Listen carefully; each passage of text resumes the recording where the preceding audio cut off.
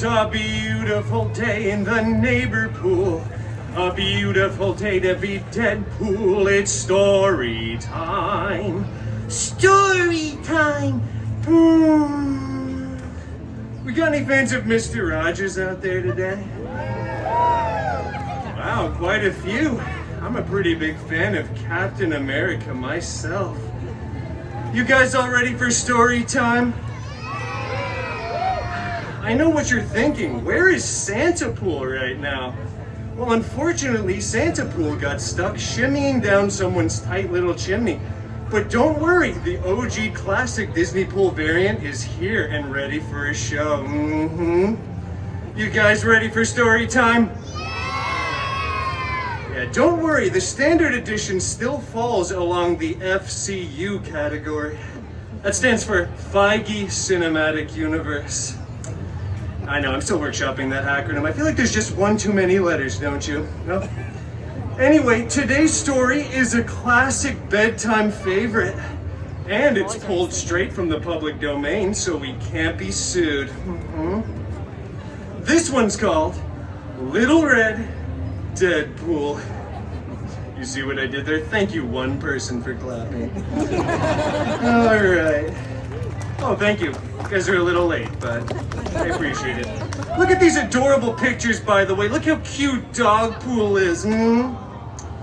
Thank you for saying aw. I scribbled all of these myself. I know I'm no Robert Liefeld, but at least I know how to draw feet, am I right? All right. Once upon a time. You know what? It just feels wrong when I'm doing it with myself. Why don't we all say it together, shall we? 3, 2, 1. Once upon a time. See, wasn't that fun and interactive? Well, anyway, upon that time, once, Little Red Deadpool set off to bring her sickly grandmama a delicious basket of churros. You see, Little Red's grandma lived alone.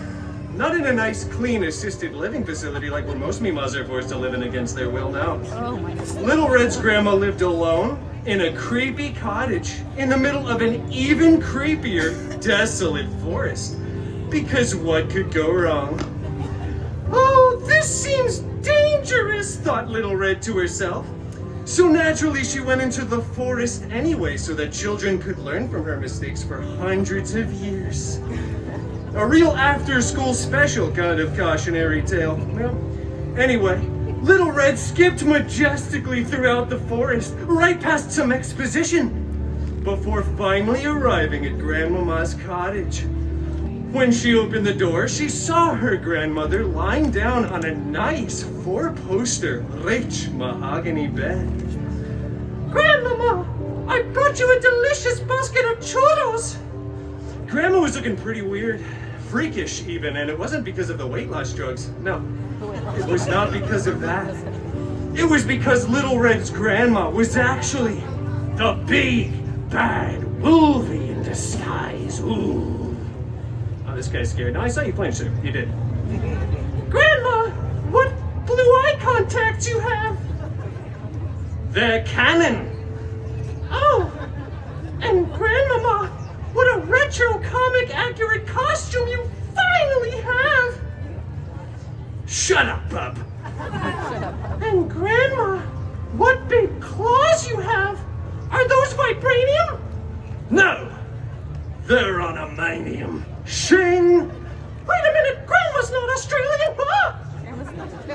Little Red broke off a piece of churro, dropped her basket, whipped off her cloak, took a bite of that delicious churro, and then brought down her katanas in an X-shaped formation. Not as an Easter egg, but more of just like a stylistic choice. Bring it on, Peanut! They action leaped at each other. Huge fight. It was awesome. They smashed through that rich mahogany bed, but no one got a splinter. Claws and katanas tore through the mattress, and there was CGI hay everywhere. Which, as you can imagine, is like 300,000 times more expensive than regular hay, but this is Disney. We like to go all out here. Speaking of going all out, once both fighters were finally fatigued from the battle's mutually incredible climax, they both slumped down to the ground exhausted. Churro, asked Little Red, now in her regular voice because falsettos are hard and I'm getting kind of lightheaded, quite honestly. Sure, he replied. And so they shared that churro. In fact, they shared it Lady and the Tramp style, actually, before gazing around at all the destruction and CGI straw left in their wake. Say, Logie Bear, I bet we could fix this place up nice. I think Grammy would be willing to sell. Say, where is Grandmama anyway? She's, on vacation. Huh. Well, that's not ominous or foreboding in any way. In fact, I trust you fully. We should be roommates. Yeah. And so they were roommates. Little Red was the top bunk and Wolvie was obviously the bottom. And they lived happily ever after. Oh no, thank you, you can clap. Thank you so much. And the moral of that story, children, it's a pretty obvious one actually. It's spend more time with your grandmas.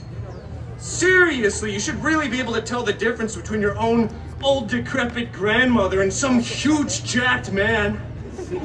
A huge jackman, if you will. Stop it, no, please stop. Well, I've got another show in about an hour and I gotta go check my DMs. That stands for Deadpool Messages, patent pending. Thank you everyone for coming to another illustrious story time with your new favorite Disney princess, Deadpool. Bye.